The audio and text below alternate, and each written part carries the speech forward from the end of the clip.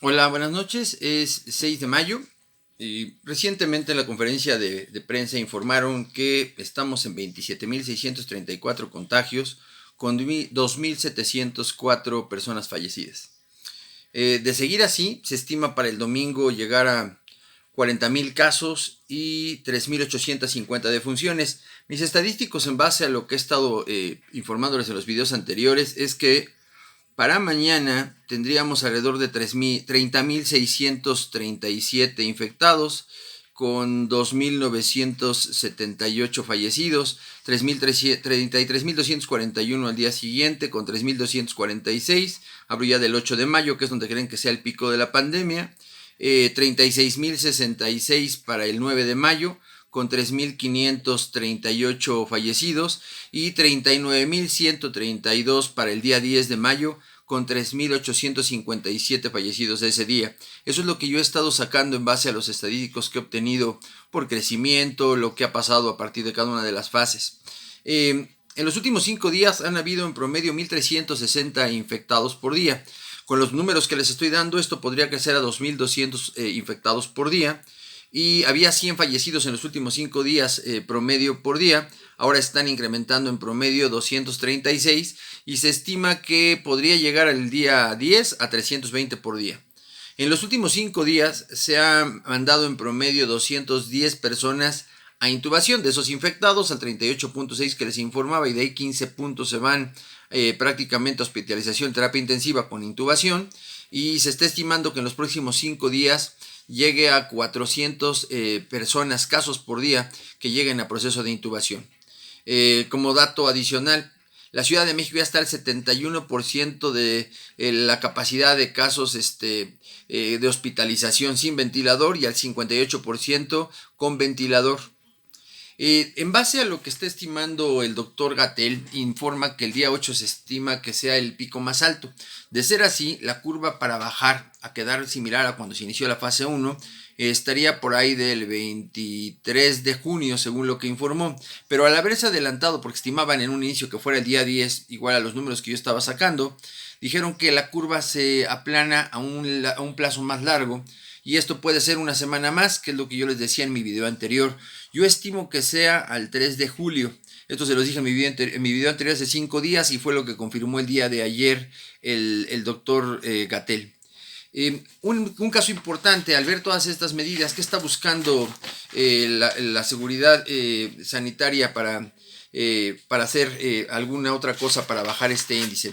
Creo la calculadora de riesgo en el IMSS, está en la página, se las voy a poner al final.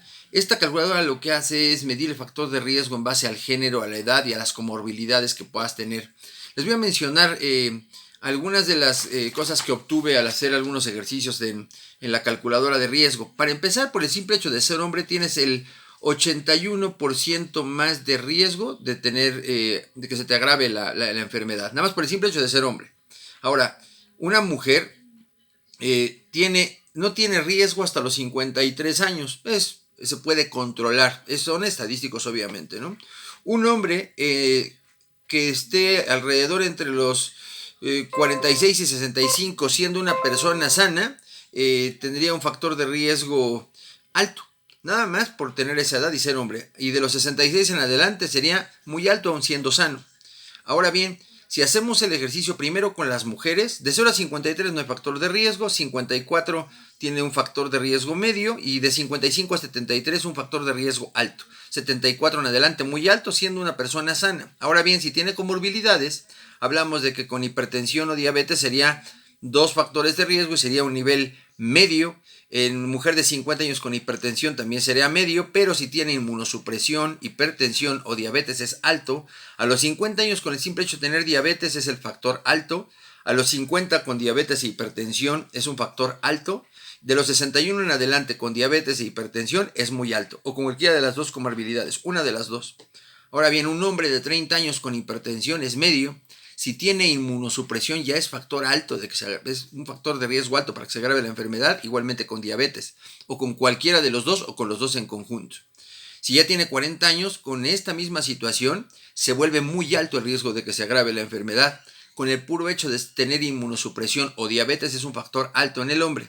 50 años Hipertensión es alto, con diabetes es alto, pero si tiene hipertensión e inmunosupresión es muy alto y con pura inmunosupresión es alto. Con los 55 años un hombre con hipertensión es alto, con diabetes es muy alto, con inmunosupresión es muy alto, con diabetes es muy alto y con obesidad es alto. Con obesidad prácticamente son factores de riesgo entre medio y alto, con el simple hecho de ser obeso.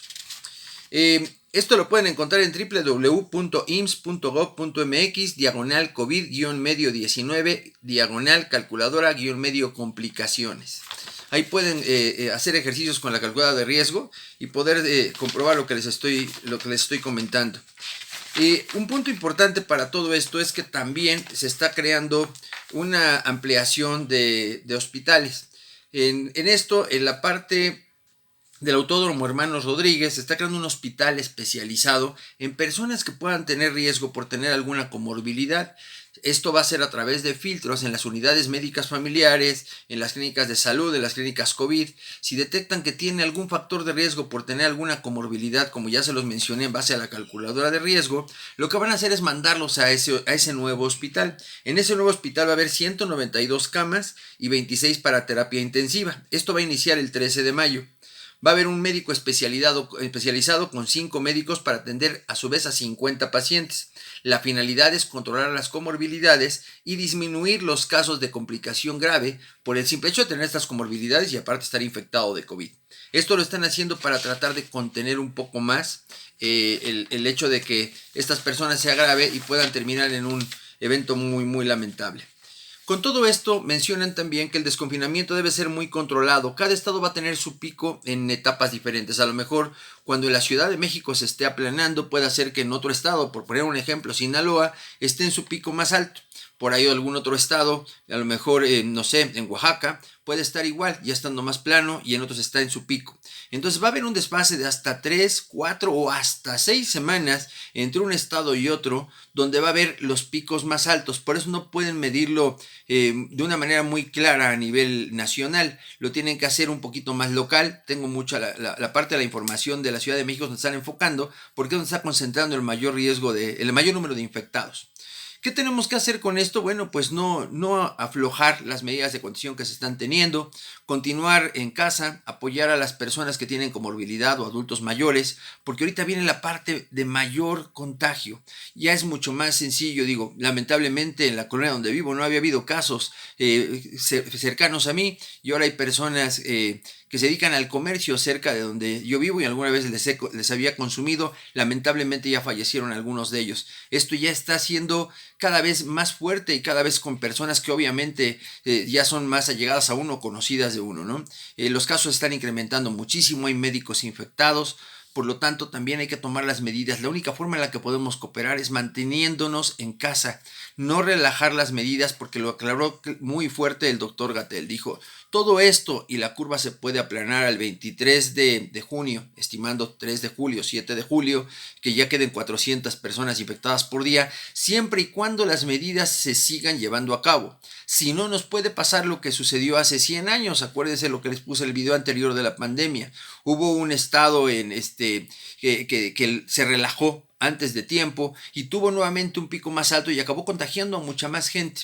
Revisen en la historia, hace 100 años la pandemia que hubo fue un caso similar al que estamos viviendo ahora, pero por relajar las medidas antes de tiempo, obviamente tuvo un pico más alto nuevamente, volvió a repuntear, tuvo que haber otra vez medidas de contención, pero obviamente se alargaron las medidas de control, por ende también separaron actividades cotidianas y comerciales en el país, y esto vino a afectar todavía más. Entonces, si estamos haciéndolo bien, porque lo han mencionado en todos los medios, debemos seguirlo haciendo igual. Ya estamos en la parte, llamemos, final de las fases para poder decidir ya a través de las medidas sanitarias en qué momento se puede volver a la actividad que teníamos anteriormente bajo las medidas que indiquen la parte de la seguridad de salud del país. Les comento, bueno, hay que estar en casa. Sigámonos cuidando, apoyemos, salgamos solamente para lo indispensable. Viene el 10 de mayo y el 10 de mayo están pidiendo que no haya nuevamente relajación y que salgan a ver a las cosas. Algo muy claro que les digo, cualquier mamá no va a querer que la vayan a festejar si ustedes se ponen en riesgo. Yo creo que son las primeras que van a abogar porque la gente se quede en casa y todos sus hijos se queden en casa y eviten un mayor riesgo. Podemos regalarles eso, seguirnos cuidando y ya habrá un momento más de festejar ese evento tan importante para todas las personas. No relajemos esto, están tomando medidas de lugares donde pueden ir a comprar flores y todo, las están cerrando precisamente con la intención de que no vaya a haber en el pico más alto, en uno de los eventos más importantes de nosotros, que es el Día de las Madres, que vaya a haber una relajación por la intención de hacer un festejo y esto propague la infección nuevamente y se pueda agravar todo ello. Quedémonos en casa. Es lo único que podemos hacer para seguir ayudando. Vamos muy bien, lo reconocen los reporteros, los medios de comunicación. Sigámonos haciendo como lo estamos haciendo. Quedémonos en casa. Gracias.